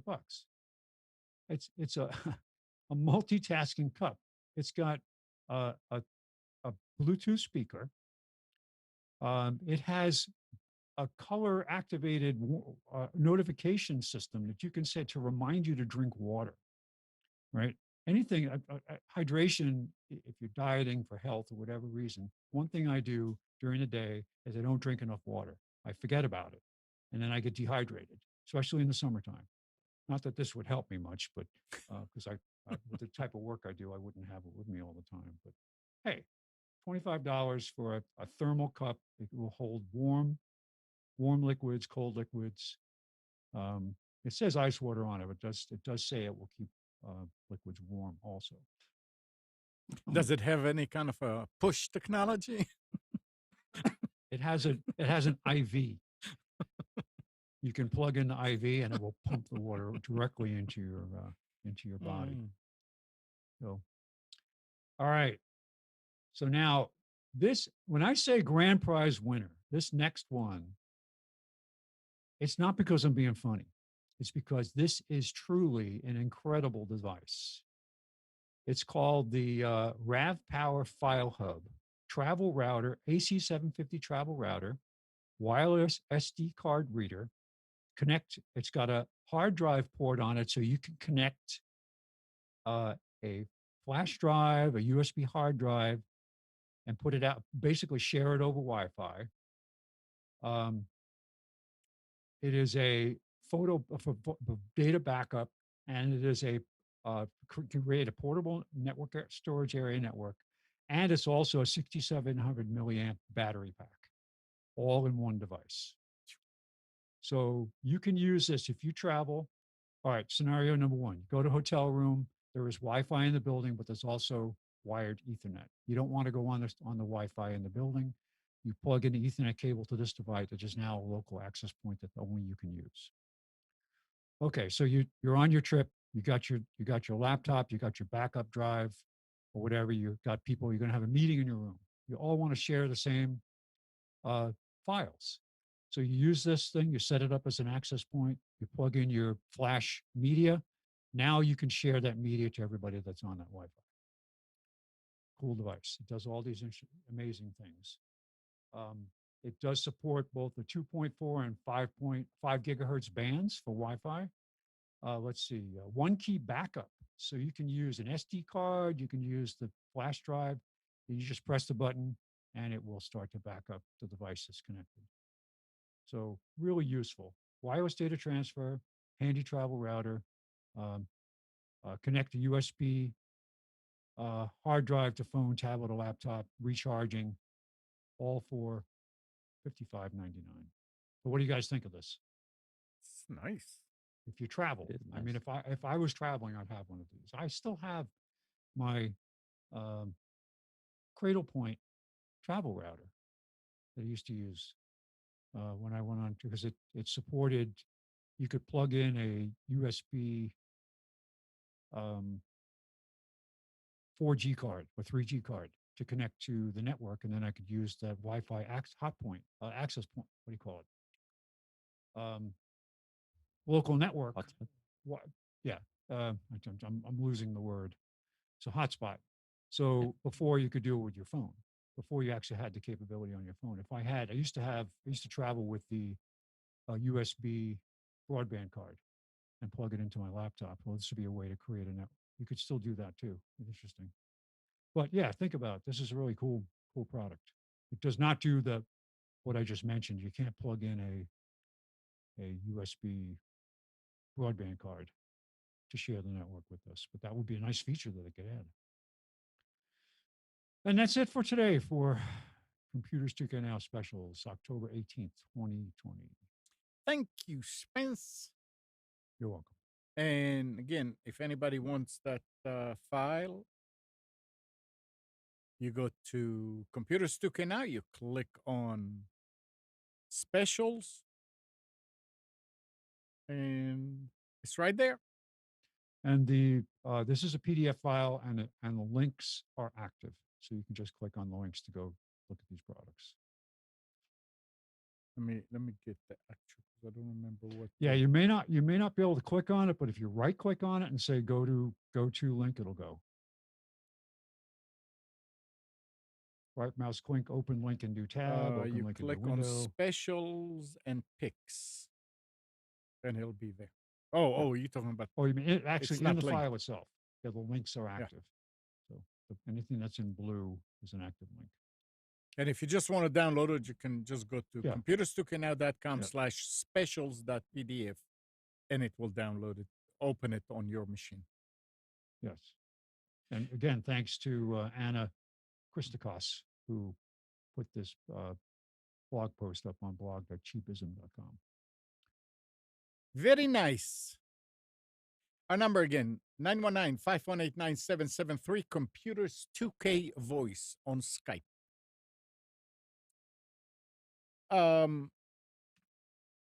Google has added a new feature that lets you figure out what song is stuck in your head by humming, whistling, or singing. A much more useful version of the kind of song matching audio feature that it and competitors like Apple's Shazam have offered previously. So now you can get it on your Android. And talking about that, there was something about Spotify. Now, I don't use Spotify, but apparently this is something important they did. Spotify has rolled out a useful new feature today, that was last week, for iOS and Android that allows users to search for songs by its lyrics. When you're not sure the name of a song or artist, music recognition apps like Shazam are great if a song is playing. However, they don't work near as well if you're just trying to sing a couple of the lyrics into your phone. In those cases, it's common to search the web for lyrics before heading to your music service to play or add the track. So I don't know. I know you guys use Spotify. Nick, I know you do, right? Yes. Big fan of Spotify. Yeah. So is this really something important for Spotify users to be able to Maybe search? for somebody not next to a computer, but yeah. Yeah, I It mean, can maybe. make- I mean, I wouldn't use it, but I mean, this stuff has existed for. When did that Shazam and all that stuff has been out for 10 years? Soundhound or whatever the original one Soundhound. was. Yeah. The original but- was but to- Midomi, which is a website, and Soundhound is an evolution of that, and Shazam is a competitor. But the Siri and I'm sure Google Assistant both. I'm sure they both. I know Siri does. I'm sure Google Assistant does the same thing. You say, "What song is this?" or whatnot, and it will find it. Did anybody test Yeah. this? Because it all depends on how articulate you are in actually reproducing the melody. I'll No, try he's talking about putting the phone next to a TV on something that's just playing, right? And it'll then identify yeah. it. But I mean, Yeah. if you have to hum it, it's like Yeah. So Midomi used to do that about 6 years ago, 7 years ago. It was based though on user contribution. So it started by basically AI training by people humming on their own and identifying the song. So I don't know how it evolved later to other stuff. Now wanna this see is a pi- this is I want- this one. Spotify has nothing to do with humming or singing. This Yeah, is that's about by- lyrics identification. Yeah, you just you have to identifying type songs in by lyrics. Yeah. Here's a good test of AI. Could you tell me the song that the man sang at the place back when? Yeah. Amnon, is this yes. feature out? Yeah, they said it has rolled out last I week. wonder how you do it. You I think- supposedly I think you're what supposed to type You're in. talking about the Android? No, the I'm on, It's I for just, iOS and Android. I just installed the app And they said that it's or By- updated the app. by the lyrics. So What's the app called again? they Spotify. It's a Spotify. It's not like an add-on. Oh, okay. Yeah, I haven't had Spotify in a while. I don't see a way to do it. Hmm. They haven't rolled it out to everybody yet. No, you're just in the search. You need to put lyrics in. Just Oh, that's all it is? That you Yeah. put the lyrics in. I don't know where. I don't use it. instead of searching for the artist, the name of the song, or the album, they said now that you can put in, like, if you're searching for lyrics, it'll also show up the song. Trying to think of a song in which the lyrics aren't the chorus isn't the name isn't the name of the song. Or you just might remember a verse from the Yeah. song Yeah. that isn't the chorus, right? Anything. Just don't put "I love you" because that will show almost half their songs. Yeah, But but then it needs to be like Google Strange and give you the exact "I love you" you were thinking of. Okay, so it But does work. speaking yeah. about AI, Wait. What, Nick? It does work. I just typed in lyrics and it says song, lyric match. Ah, awesome. So Interesting. I'll post it in the chat in a moment, and most people might already know this, but I found it really, really interesting. There's a site called "This Person Does Not Exist." Does not exist.com. Yep, I'll post it in the chat. And whenever you're going to refresh, you're going to see an AI composed face. These people do not exist. It is a composition of traits and photos and stuff, and basically a completely new creation, right? Really? And so, yeah. So Wow. if you it's really, really, really interesting concept. And this is the AI engine behind this is something called GAN. Once you wait for a second or two, then there's some information about imaged by a GAN, a generative adversarial network, which is some sort of AI concept. And there's a few sister sites. There's Art, Cats, Horse, and Chemicals. So if you want to see art that doesn't exist, you can also see that, or cats that never existed. It is a very interesting demonstration of what AI can create, and the fact that it is almost impossible to it is impossible to discern something fake from real. A very cool demonstration of This is the amazing. ability.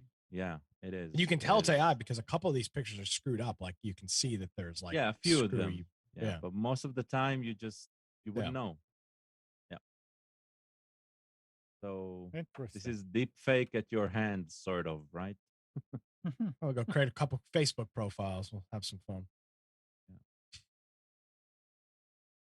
All right.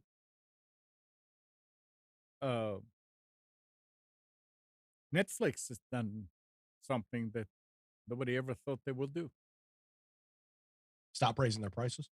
They have Netflix has ended free trials for new customers in the US.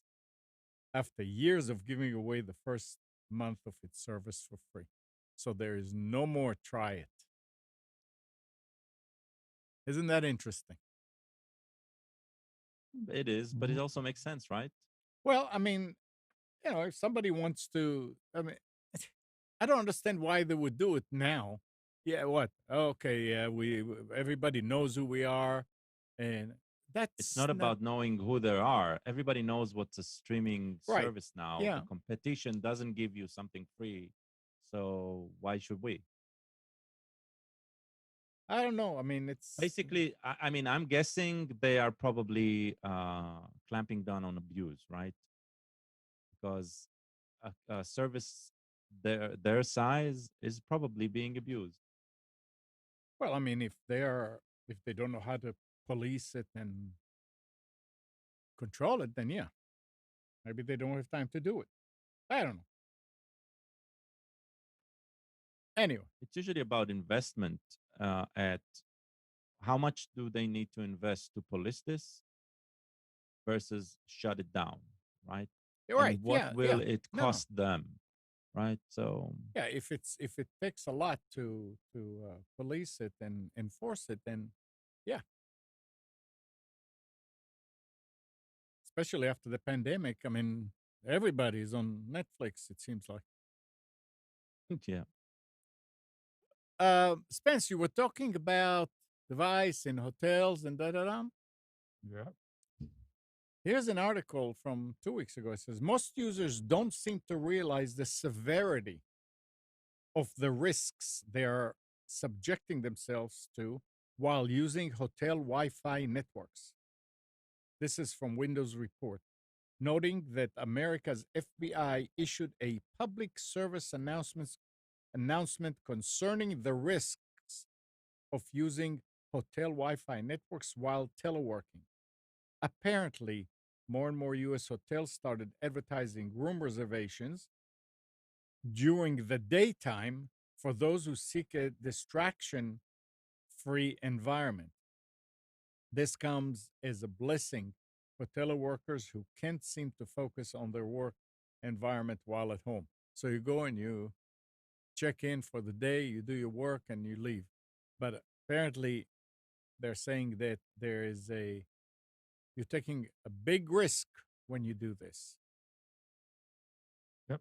Well, most responsible companies have a VPN strategy in place for traveling workers, Right. and especially with the pandemic, they've either had to expand or implement this.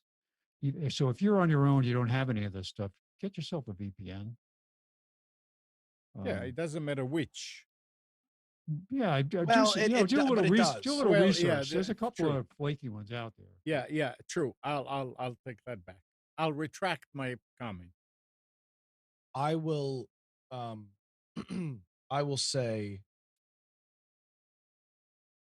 I really like private internet access. I know that there's some they were not recently, they were sold about a year ago, or maybe it was a little bit more or less than that, and there was some questions about what they were going to do with their privacy. Thus far, nothing has changed. I just renewed my plan. It was $39 for the year. Hmm. I believe you can have 5 simultaneous connections to it. Um, so yeah. Yeah, that's cheap. There's a lot of you can find like PC Magazine has a picks for VPN, and they have it in different categories like best for privacy wonks, best for general users, best for bargain hunters, uh, best for first time users. So take advantage of some of these write ups just to find one that works through a trial if you can. Yeah. Um, The private internet access, here's a code. It's 69.95 for 2 years. don't get a free one. Yeah, well, yes, yeah. I mean, You might be able to find I did actually use a free one on a old iPod at one point because it was an advertisement based free one. You had to watch so many minutes of advertisement and would add time to your VPN. Don't get a free one because you don't know what's happening in the background. They're loading code on your machine. You don't know what you're doing. You don't know Right. what they're looking at. Are they really encrypting everything? You know, it's so. And Um, go ahead. Go ahead, Nick. Oh, yeah, I've got, you were going to bring something. yeah, I've actually got a cool story. um, so was a couple weeks ago we discussed that AT&T is discontinuing its DSL service for new customers. Presumably, that will mean that in the somewhat near future, they'll probably stop that service altogether. That would be the thought, at least from my vantage yeah. point. So, because of this, T-Mobile has announced that they are expanding their Home Lte broadband to about 550 areas across the United States that Wow. AT&T Wow, nice. is, as they say, deserting. At the start of October, AT&T opted to stop selling new DSL services, although existing customers can continue to enjoy the connectivity. This does, however, mean that people moving to rural areas that only have copper capacity will be starved of the ability to sign up for DSL. So T-Mobile, it's specifically for people in these rural areas. It's called T-Mobile Home Lte. It's $50 a month. There's no hardware fees, no installation costs, and there's no commitment. How about caps? Do they mention? I'm looking. Never mind. Go. Keep going. Yeah, yeah, let me see. No contract for $50 a month. COVID proof. No hardware fees. No 2-year commitments. No introduction. No data caps. Wow. No, so I'll post the link here. Again, it is. This is not for everybody. This is going to be this is good on T-Mobile. And this is faster than DSL. It is, and but this is not a deal that everybody can get. This is for actually, this might be for everybody. I'm not trying to figure this out. No contracts, $50 a month, high-speed internet access is rolling out vast swaths of the country, including rural America. Can I buy it? Oh yeah, look at all the cities they've got. Hold on, let's see. What do they have for good old state of North Carolina? Rocky Mount, what's it? Wilmington. Maybe I'll sign up for this. $50 a month for home internet. Wireless. So you don't have to worry. This might be worth signing up for, just to try it out if there's no commitment. Also, this might be for people who, I'm thinking of a small portion of the population. Say you travel a lot. Maybe you travel around the country in an RV or something like that. Yeah, you can take your internet and with you. You want to have you don't want to be, you have a data plan on your phone that is restricted. Some people go with the really inexpensive pay-as-you-go wireless and don't want to spend the money on a broadband plan. This would be a great way to get connectivity, depending on what their footprint is. Well, I believe, and I'm going to search this right now. So I'm putting my address in here. Jesus Christ! If you're eligible, so yeah. So they say if you're eligible. Well, I don't know. I just put in my address, and it says, "How can we?" I'm going to put it in here. I want to talk to somebody here. I'm curious. I mean, as a internet backup line, also awesome. If it's important enough, sure. I mean, in your case, Amnon, right? You have AT&T and Spectrum. Yeah. Right, and AT&T is power backed up. Spectrum isn't. Right. So this is like another power backed up solution, right? Because it's basing on cell towers. Yeah, but again, it depends on, I mean, what I'm using it for. I don't know what kind of on speed bandwidth and stuff. Yeah. But it all depends. Here we go. So my location is on the list. Yeah. But it says T-Mobile home internet is not available at your location just yet. We'll recheck your eligibility every 30 days and we'll give you and we'll give you a contact via email or phone as soon Yeah, as your I'll- location becomes eligible. So what I have to assume is that they are targeting these rural areas for first setup. Right. And Exactly. they can look up my address and say, this guy can get Spectrum and AT&T. Mhm. Even though he's in our market, this is not what it's meant for. Right. At least Here's- right now. here's They're a trying to problem. build out the network. I see a technical restriction. You have to be connected by one of these purple strands of optical light Yeah. coming off the tower. See that? If you don't have one of these wires, one of these optical connections, it won't work. No, and Nick, Yeah. remember, they're just rolling something, or they are going to roll something, because DSL is not out yet. They're working on it now. They say, here's an opportunity, and we're going to do that. So it may not be there yet. Yes. Yeah. You know what? Oh, just lost this Twitter, is eh? going to be Yeah, going me to be too. big. This is going to be big. I have a few customers that were extremely And we're back. affected by COVID who could not go to the office. Yeah. And the only thing they have at home is an extremely low speed DSL line, like 2 to 3 meg, coming to their house because they live in a rural area, like in Orange County. So this would be fabulous for them. They have to literally go out in their driveway to make a phone call. And I So- believe that's who this is going to be targeting. Yes, is absolutely. is that? I signed up for it. Hopefully they'll contact me. I'd love to try the service for a month and just, I mean, not use it full time, but I'd love to have it and try it. This is It'll what we've also been be talking about for interesting years. to get the Mhm. gaming perspective on it. Is it That's good kind of enough? my thing. Well, I just Yeah. sent this to a friend of mine that lives out in Anger, which is, I think, in, is that in Harnett County? Or that's not Harnett. yeah, Joco. I think it Jo- could it's be Johnson. down that way. Yeah. Yeah. And he's got bonded CenturyLink DSL. So I just sent him a link to this, and I'm gonna see if he can sign up. I'd be very curious because he struggles. Yeah. And it's probably costing him more for that bonded DSL. Oh my god, anyway. he's spending like freaking $400 a month Yeah. on internet or Yeah. not that much. It's probably 200 for 2 bonded DSL lines. from And CenturyLink. DSL all over is capped. He doesn't have a cap, but Really? yeah, no cap, but it's slow. I mean, you're talking about a total of like 6 megabits down. Yeah. 6-7 megabits down.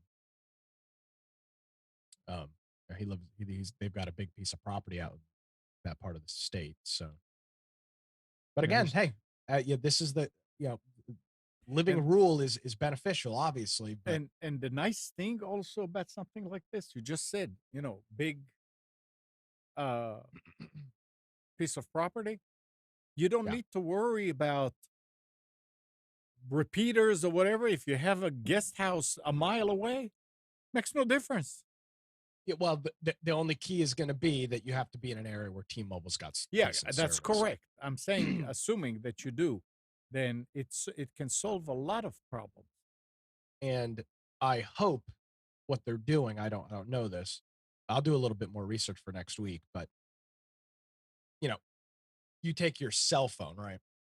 This has got obviously cell antennas in it, but they're not the most efficient cell phone antennas. They need to fit the form factor of a phone. When you're talking about some sort of device that's bringing home internet, I presume that T-Mobile is offering some sort of high gain antenna style thing so that you've got better reception than just, in this Yeah. case, the cell phone antennas are wrapped around the outside of the phone. So I'm sure that's what they're offering. So even if you're on the fringe of T-Mobile, they are probably offering some sort of high gain antenna to get that up and running. So yeah, that's pretty neat. So there is actually, T-Mobile does have a 5G, 4G LTE coverage map.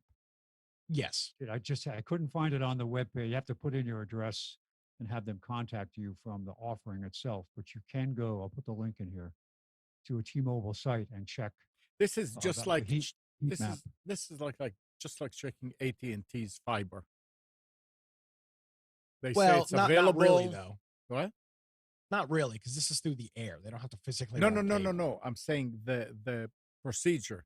I mean, Oh. AT&T says, "Oh yeah, we have 1 gigabit in Raleigh." Well, true and not true. You have to go and see if your street has it. And they say, "Well, we'll let you know," or like Google Fiber. Yeah, it's available in Raleigh. Well, not really. You have to go and see if it's available in your area. So this is the same thing. But it will get there. And just like Nick was saying, it's probably they're targeting people that really need it first, and then they're going to add everybody else because they can take business away from the others. Why not? It's very, very interesting. Yeah. My buddy just sent me a message because I sent him the link. He said he signed up, so we'll see what happens. All right. Well, talking about internet, and some of us saw the speeds that Mike was getting on his gigabit. Comcast has Don't you received mean Concast, as Trump calls it? Comcast has He achieved calls it Concast.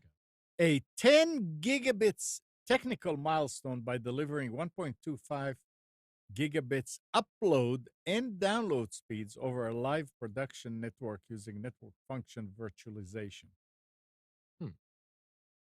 That's the DOCSIS 4.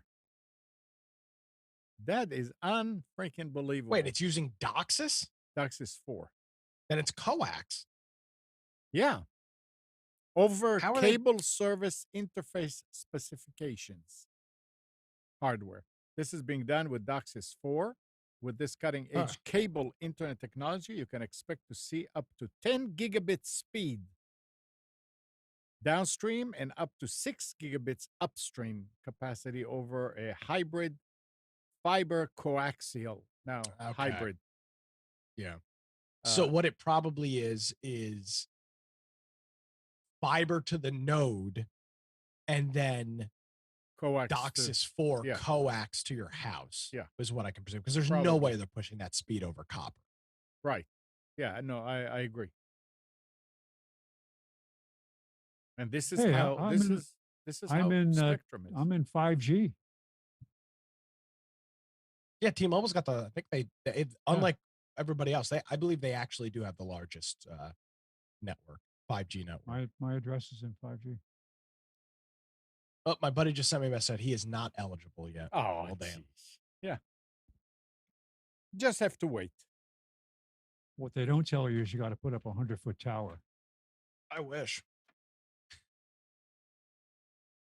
Now, if you're one of Google Drive's users who's taking advantage of unlimited storage for $12 per month on G Suite, beware. Workspace is replacing G Suite and offers more features for those who do, but you might not want to switch. Unlimited storage on Workspace will cost you at least $20 a month. So if you are using Google Drive unlimited for 12, stay with it. And Nick, you're going to buy a phone when you can find it. Yeah. Maybe you should do something first. With the Okay. iPhone 12 and 12 Pro models no longer shipping with a power adapter, Yeah, I saw this. Super gay. Apple has Not a fan. started selling the 20-watt USB-C power adapter that was first introduced with the iPad Air on a standalone basis for $19. Yeah, I'm not a big fan of that, but You know, I use the wireless charging anyway. I mean, I really don't understand this. You're not paying $29.95 for that phone that $19 is going to make. Wow, it's double the price.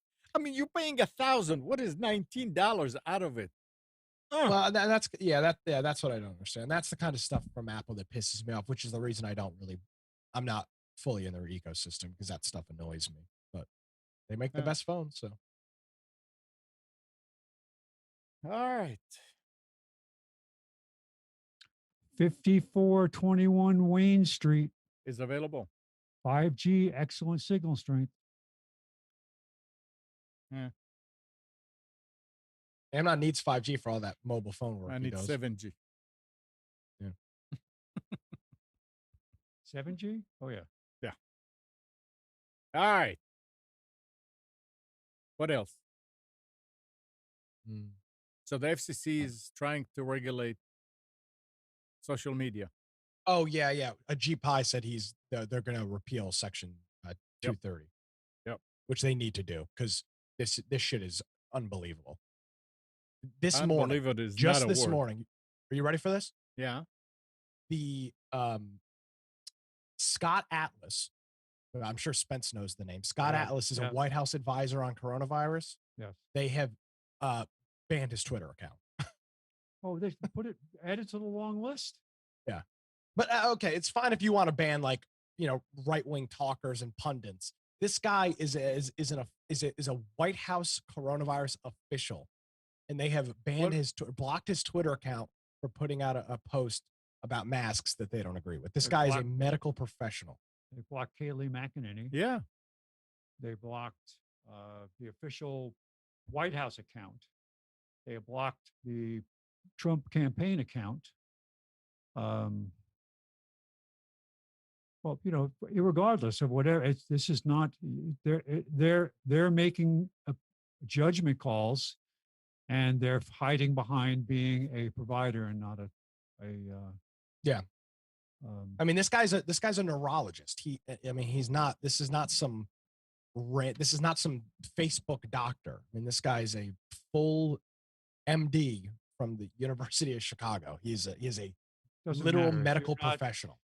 Your credentials mean nothing if you're not on their team. Oh, so they unblocked McEnany. They did eventually, yeah. Yeah.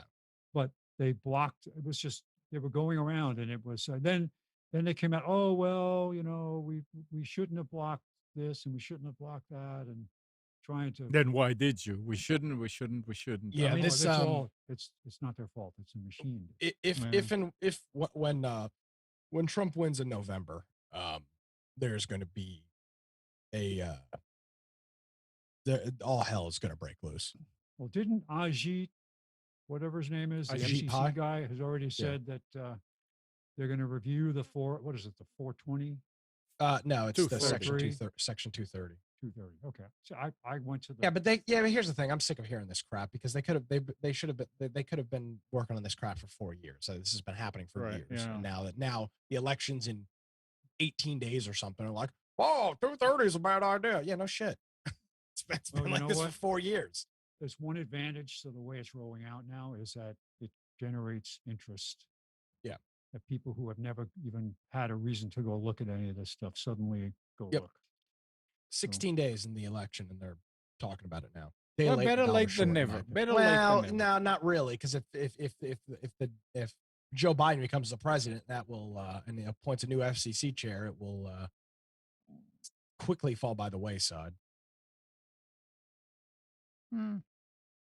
Just think, in my have really good access to China. That's a good point. Yeah. I love China. China. Oh, I want to show something real quick before we go. So I mentioned speaker. Spence brought up that Bose system. So I was chatting with Brian Aldridge on our 300th episode of Infection this past Tuesday, and in the post show we were talking about Bluetooth speakers, and he said he really liked the JBL speakers. JBL is a legit audio company. I mean, JBL's been around for a very long time. Yeah. And he recommended to me the JBL Sound Connect 4. So I picked up one of these, the Charge 4. It's a pretty big speaker. Couple cool things about it. Gal, looking at you, it charges with USB-C, which is fantastic. It's not micro USB, which is great. And it also has got a power bank built into it. So it's got a full-size USB-A port and a line in. So you can actually use it as a battery pack as well, which is rather neat. I actually used it last night. My phone was dying, and it runs off its own. It runs off its own internal battery too. Correct. Yeah. So I used this last night. I charged my phone up to about 60%. I had some friends over. I had a bonfire, and the speaker still has about half its charge left. It was on for a couple of hours. It's loud. with the JBL Connect software, you can connect you can connect 100 of these together, just similar Oh, to nice. a lot of the other ones. And if you have 2 of them, you can put it in stereo mode, so you'll have Oh. true stereo. Now it'll do stereo in this, but it's not really stereo; it's mono. So it's Bluetooth only, though, right? No, it's got a line in. No, I mean, but it doesn't have Wi-Fi. No, correct. No. It is not So a Wi-Fi but you device. can daisy chain them together over the Bluetooth. Yeah, so it's got, you use their let's see, let me turn it on real quick and look at the settings. I wonder if you can just buy, I don't know, 5 of these and create surround sound in your living room. You could. The only problem you're going to have with this is that, unlike like Spence said, it doesn't connect to to Wi-Fi. So yeah, so it's got party mode, which allows you to connect up to 100 JBL Connect Plus compatible speakers. It doesn't have to be the same brand, just JBL. And then it's got a stereo mode where you press it's got a stereo button on it, and it will act as left and right channel speakers. Now it's not a fancy one where it doesn't have any lights that flash. It doesn't rave or anything. It's got those. neither do I. It's got a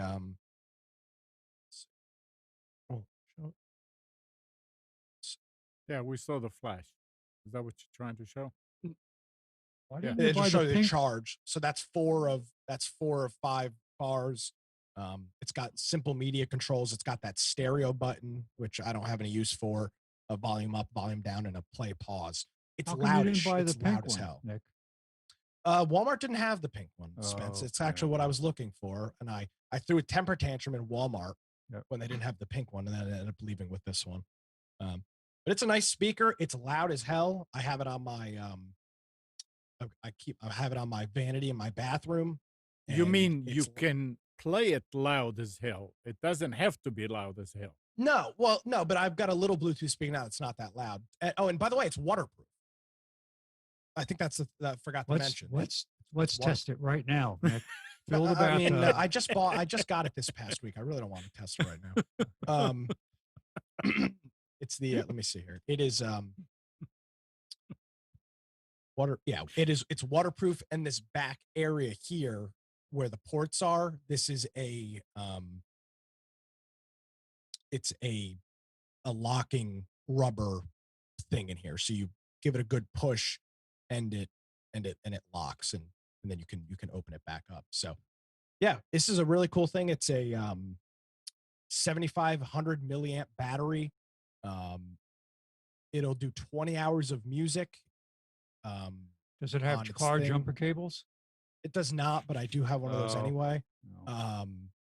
Can you replace the battery? And then it charges with USB-C, which is really, really cool. Can you replace the battery? You know? No, I'm sure. I mean, you probably can pull it apart, but they're so cheap that, I mean, it was like $120. So by the time you wear this thing out, there'll be a charge 7 or something. But yeah, it's a really cool device. I haven't used it all that much. I've used it. Again, I keep it on my vanity in the bathroom, and it's loud enough. It's more than loud enough at about half volume. It's loud enough that in the shower, with the shower on, it's crystal clear. A voice. I listen to podcasts. It's got a 30-watt speaker. So the original question was, did you solve your audio problem? So yeah, and I mentioned it originally. I'm using, when I want to listen to whole house audio, I do it through the A-Word. Because I've got 3 of them, one in the living room, one here, and one in my bedroom. So when I want to listen to whole house music, I just set Echo to play on all devices, and it'll just play throughout the house. But for a nice Bluetooth speaker, like bringing it to the beach or having some friends over, this works really well. And it was $129, $129 at Walmart. So yeah. I'm rather happy with it. And JBL's not that other companies aren't good, not that Anchor or anybody else isn't a good brand, but JBL forever. Was a big deal even when I was a kid. Yeah, back in probably back in the 1800s 60s and 70s. Yeah. No, back in the 60s and 70s with their hi-fi speaker systems and whatnot. Boy, if you had So- JBL, oh man. So yeah, that's where we are. It's the JBL Charge 4. I'll throw a link to it in the into the notes. So All right. All right. no, there was no house fire of the vanities. Wigs. Well, Yeah. I'll test it at a couple of other places. I do kind of want to bring it into the shower once, but it's nice that it is waterproof, but I don't really think I want to did you bring it in the water. did you try to see how far it can go before it starts distorting and losing? You I didn't try. So you check, didn't try. but- Okay. But I'll give you this stuff for last night. The speaker was out in the middle of the backyard, and I was sitting here in my office sending an email, and I had my phone with me, and when I walked back outside, the music was still playing, so I can Okay. only presume it was connected. I'm sure it's on their spec sheet. Let me see here. Interesting. So that connect mesh, whatever. Yeah. If one of the speakers will be plugged in with a plug, will it still work? You mean charging or plugged in with line in? No, with the audio. So I'm thinking Yeah, with the- putting the audio hooked up at a specific location, right? And then having the rest of the I see what you're like saying. buying Use two one as like a other- hub. yeah. If I that don't- works, then I don't that know. will be very, very cool because that will make a very it let's put it this way, not too expensive of a mesh system, not too many wires. Yeah. when you said you I can- think actually I've got a friend that's got one of these, so I'll send her a message and see if I can borrow it and try that. That's a good point because the question is, Gal, does it mesh? Do they mesh? Do they actually mesh to each other, or do they all Or- hook up to the host of That's a what I phone? was Right. That's the going to real ask question, because and I don't know. You said And daisy then chain. and then it can make a great speaker for TV, right, with a wire or something, Yeah. not only Bluetooth. So What good yeah. is a series if you can put 100 together if they can only be 20 feet from the base? Well, no, if they're meshed, then they're all hooked to each If other. they're- and but then I'm you saying if they're have- mesh, that's fabulous. But if it's only a bunch of direct connections, then When you were reading, Nick, you It is mentioned the mesh. word. Yeah, You mentioned the mesh. word. You did say mesh. I thought you said daisy chain them. If they're well, daisy chain daisy and mesh would be the same. Well, daisy chain and mesh would be the same thing. Daisy chain, one hooks to the other, Right, hooks to the other, exactly. hooks to the other. Yeah. same thing. so Their description says mesh, so I presume that actually means yeah. mesh, Well, it's Bluetooth 4.2, I think they said was. which will do 35 or 40 feet, which is Yeah. Yeah. So I bet that supports high mesh. range. So simultaneous in and outbound connections. So it's a cool device. That having that USB charger in there is cool as well. So yeah, I don't. nice.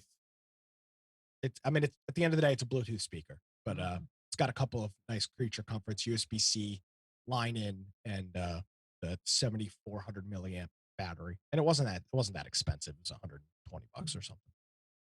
So Very nice. thanks, Brian. All right. Anything else? Anybody wants to bring anything else up? No, sir. All right. Well, thanks, guys. It was a great show. Thank you. Thanks, Nick. Thanks, Gal. Thanks, Spence. Thanks, No, everybody. thank you. Oh, thank you. No, thank you. Everybody in listening audience. Good morning also to Kathy, Hannah, Nabil, Mac, Norm, Katie and Dana, Dina, Arlette and Micha. Thanks everybody for tuning to Computers 2K Now. We hope you enjoyed and maybe learned something from our time together. Remember to practice safe computing. Back up your hard drive and update your virus scanner. We'll be back here next Sunday at 9, but you can always reach us at computers2know.com. Tonight at 7, Nick is doing his Against the Norm show at atnshow.com. If you're in Wilmington, you can listen at 106.7 FM, Wilmington Big Talker. And on Tuesday, Nick does Infection Podcast. If you're into gaming, survival games, you need to get on Twitch and look for Infection Podcast. See you next week, everybody.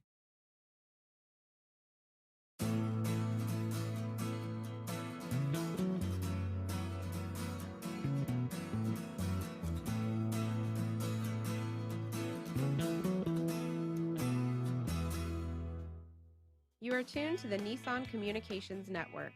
If you tuned in too late, you can always watch each program in its entirety or download an MP3 audio file of it in the archives section at nissancommunications.com. Don't forget to subscribe to our YouTube channel, follow us on Twitter, and like us on Facebook. Sponsored by Telestream's Wirecast software, StreamingGear.com, Carolina Apparel, and DeltaForce.net.